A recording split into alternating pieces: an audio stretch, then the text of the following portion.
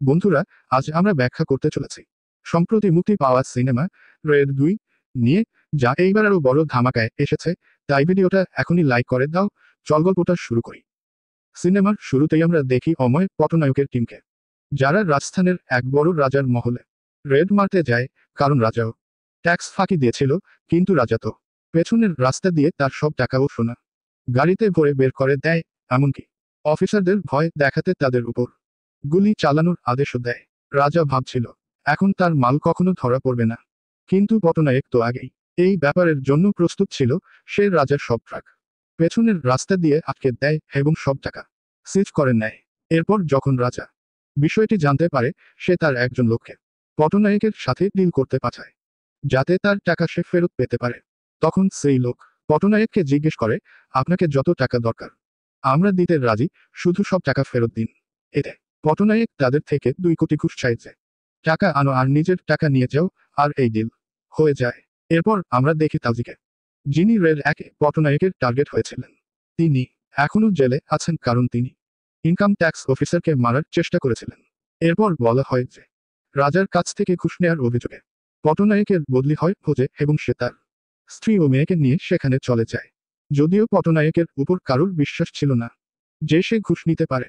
যাই হোক, এখন ভোজে ঢুকেই পটনায়ক দেখে দাদা ভাইয়ের বড় বড় ব্যানার, যেখানে শুধু তারই প্রশংসা, কিভাবে তিনি মানুষের সাহায্য করেছেন। এরপর আমরা দেখি দাদাভাইকে, যিনি একজন ক্যাবিনেট মন্ত্রী এবং তার মাকে ঈশ্বর থেকেও উপরে রাখেন। পাশাপাশি তিনি সবসময় মানুষের সাহায্যে এগিয়ে আসেন, তাই পুরো ভোজ তার কথা শুনে। এদিকে পটনায়ক আসতেই তার সব সাথীদের সাথে দেখা করে। তখন এক অফিসার ঠাট্টা করে পটনায়ককে খোঁচা দেয় যে তিনি কিভাবে ঘুষ নিয়েছিলেন। তাতে পটনায়ক রেগে গেলেও কিছু বলে না।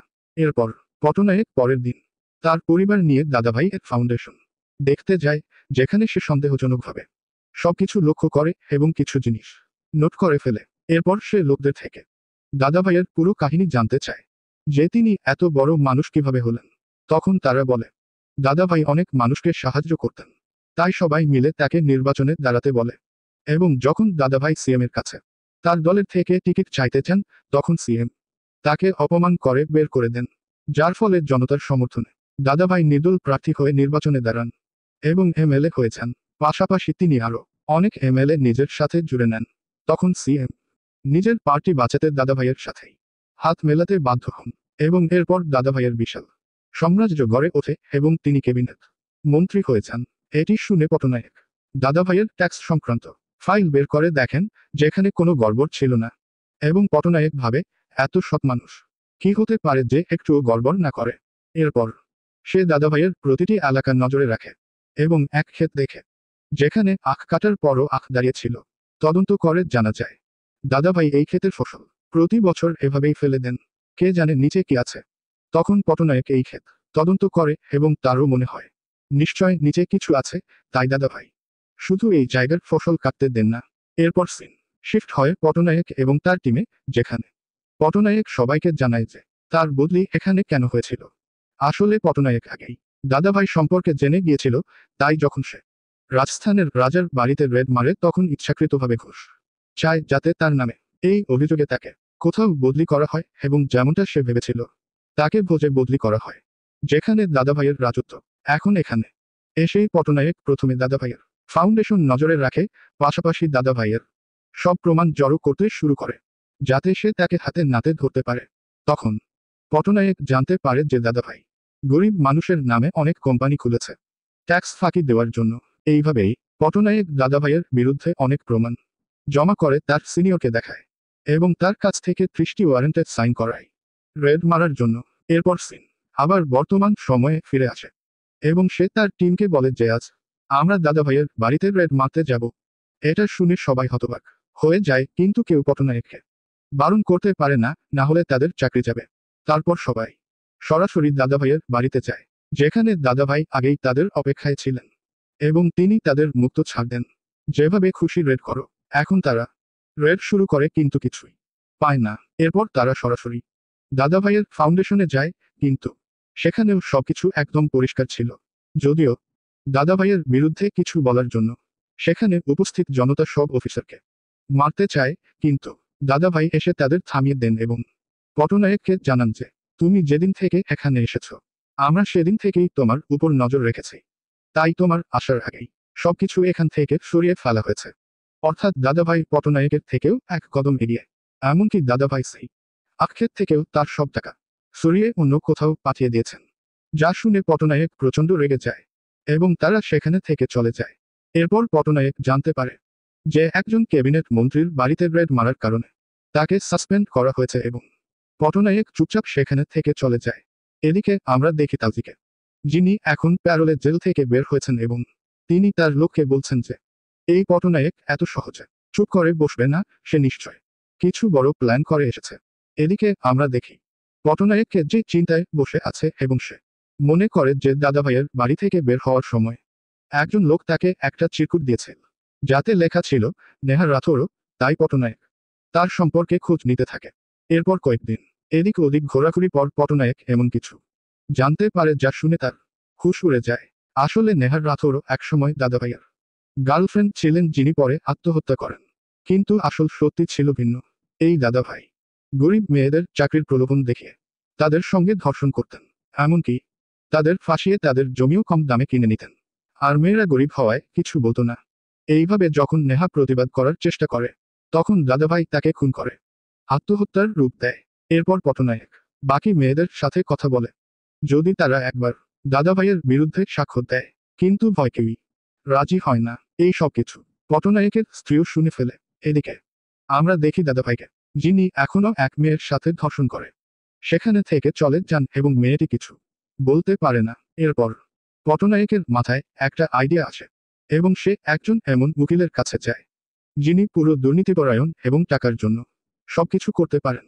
পটনায়ক তাকে টাকা দিয়ে বলে যে আমরা দাদাভাইয়ের বিরুদ্ধে পিআইএল ফাইল করতে চাই আপনার নামে, যাতে বলা হবে দাদাভাই চাকরির নামে মেয়েদের জমি কেড়ে নিয়েছেন। তখন টাকার লোভে উকিল রাজি হয়ে যায় এবং যখন দাদাভাই জানতে পারেন পিআইএল এর কথা, পটা যায় যে এমন চলতে থাকলে তার নামই খারাপ হয়ে যাবে। এদিকে আমরা একজন নতুন অফিসার বাবনকে দেখি, যাকে পটানা আকারয়কের জায়গায় ভোটে ট্রান্সফার করে আনা হয়েছে।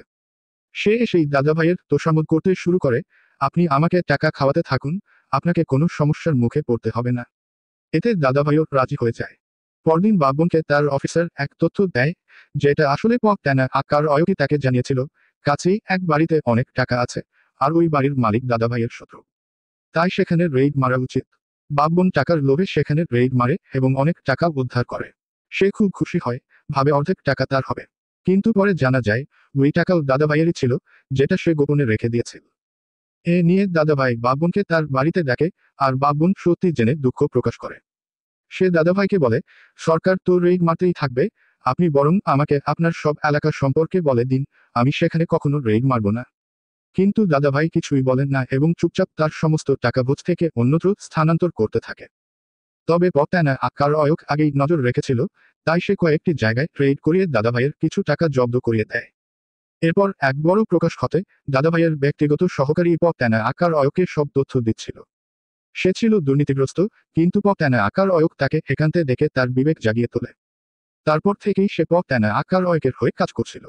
এই ঘটনা জানতে পেরে দাদাভাই খুব রেগে যায় এবং তার পিএকে মারধর করে অন্যত্র বদলি করে দেয়। এদিকে পটানা আকারয়কের স্ত্রী গিয়ে সেসব মেয়েদের সাথে দেখা করে যাদের দাদাভাই শোষণ করেছিল এবং তাদের বলে দাদাভাইয়ের বিরুদ্ধে আওয়াজ তুলতে। ততদিনে দাদাভাই এক আইনজীবীকে 5 কোটি টাকা ঘুষ দিয়ে কিনে ফেলে যাতে সে পিআইএল বাতিল করে দেয়। আইনজীবী রাজি হয়ে যায়। আদালতের দৃশ্যে দাদাভাই ভাবছিল যে সে আইনজীবী তার পক্ষেই কথা বলবে, কিন্তু উল্টোটা ঘটে। আইনজীবী এসে একটি রেকর্ডিং বাজায় যেখানে দাদাভাই তাকে 5 কোটি ঘুষ দিয়ে পিআইএল বন্ধ করতে বলছে। সেই সাথে দাদাভাইয়ের সব অপরাধ ফাঁস করে দেয়, প্রেমিকাকে হত্যা, ধর্ষণ ইত্যাদি। আইনজীবী বিচারককে অনুরোধ করে দাদাভাইকে ভোজ থেকে তাড়িয়ে দেওয়ার জন্য, যাতে সে আর জনগণকে ভয় দেখাতে না পারে। বিচারক রাজি হয়ে দাদাভাইকে ভোজ থেকে তাড়িয়ে দেন। পটানা আকারয়ক এতে খুব খুশি হয়। এখানে জানা যায় পটানা আকারয়ক আগেই আইনজীবীকে সতর্ক করেছিল দাদাভাই তাকে কিনতে চাইবে। তবে দাদাভাই চুপ বসে থাকে না। সে নিজের প্রভাব খাটিয়ে আবার নিজের নির্বাসন তুলে নেয়। এদিকে পটানা আকারয়ক তার হেড অফিসারের কাছে প্রমাণ নিয়ে যায় যে সে দাদাভাইয়ের 500 কোটি টাকার রেইড মারতে যাচ্ছে। সে অনুরোধ করে তার সাসপেনশন তুলে নিতে। হেড রাজি হয়ে তাকে পদে ফিরিয়ে দেয়। এরপর পটানা আকারয়ক সরাসরি বুঝে যায়। আর এখানে আরেকটা গোপন তথ্য ফাঁস হয়, বাবুনকে ভোজে ট্রান্সফার আসার ব্যবস্থা ট্যানা আকার অয়কি করেছিল, কারণ সে তার লোক ছিল যাকে দাদাভাইয়ের উপর নজর রাখতে পাঠানো হয়েছিল। বাবুন জানায় যে দাদাভাই সব টাকা এক নতুন হোটেলে বিনিয়োগ করেছে, তাই সেখানে রেইড করলে সব ধরা পড়বে। ট্যানা আকার অয়ক সাথে সাথে ওয়ারেন্ট নিয়ে হোটেলে রেইড মারে। সেই সময় দাদাভাই নির্বাচনী সভার জন্য বাইরে ছিল। ট্যানা আকার অয়ক ও তার দল হোটেল খুঁজে বের করে কিছু পায় না। এরপর ট্যানা আকার অয়ক নিজেই সব দেয়াল পরীক্ষা করে আর এক ফাঁপা দেয়াল ভেঙে অনেক টাকা ও সোনা উদ্ধার করে। বাথরুমে সোনার নল পাওয়া যায়, সব জব্দ করা হয়। যখন দাদাভাই জানতে পারে, সে সোজা হোটেলে যায় এবং মুখ্যমন্ত্রীকে ফোন করে রেইড বন্ধ করার জন্য। কিন্তু মুখ্যমন্ত্রী জানিয়ে দেয় এটা কেন্দ্রের ব্যাপার। এরপর প্রধানমন্ত্রীকেও ফোন করে, কিন্তু তিনি ফোন ধরেন না, কারণ এতে তারও বদনাম হতে পারে। এতে দাদাভাই রেগে যায় এবং ভোজের জনগণকে উস্কে দেয় ট্যানা আকার অয়ক ও তার দলকে মারার জন্য। জনগণ হোটেলে ঢুকে পড়ে আর ট্যানা আকার অয়ক ভাবে কিভাবে নিজের লোকজনকে বাঁচাবে। তখন সে দাদাভাইয়ের পিএকে আটক করে রেখেছিল। তার মাথায় আসে একটা উপায়। সে দাদাভাইয়ের টাকা ওপর থেকে ছুঁতে শুরু করে, জনগণ লুটতে ব্যস্ত হয়ে পড়ে। ট্যানা আকার অয়ক বলে, এই টাকা তো আপনাদেরই ছিল, এখন আবার আপনাদের কাছে ফিরছে। ঠিক সেই সময় দাদাভাই আসে এবং দেখে অবাক হয়। ট্যানা আকার অয়ক নদী থেকে দাদাভাইয়ের লুকানো সোনাও উদ্ধার করে, যা এক কর্মচারী তাকে বলেছিল। সব মিলিয়ে দাদাভাইয়ের 500 কোটিরও বেশি জব্দ হয়ে যায়। এই দেখে দাদাভাই খুব রেগে যায় এবং তার দল নিয়ে হামলা করতে চায়। কিন্তু ঠিক তখনই তার মা সেখানে এসে দাঁড়ান, সাথে সেই মেয়েরা যাদের দাদাভাই শোষণ করেছিল। জানা যায় ট্যানা আকার অয়কের স্ত্রী তাদের সাহস জুগিয়েছিল এবং তারা দাদাভাইয়ের মায়ের কাছে সব বলেছিল। এটা শুনে দাদাভাইয়ের মা ভেঙে পড়েন এবং তাকে চড় মারেন। এতে দাদাভাই পুরোপুরি ভেঙে পড়ে, কারণ তার মা সত্য জেনে গেছেন। সে চুপচাপ পুলিশের সাথে চলে যায়।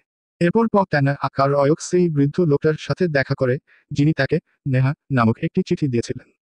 জানা যায় তিনি নেহার দাদা ছিলেন, যিনি সত্যি প্রকাশ করতে চেয়েছিলেন।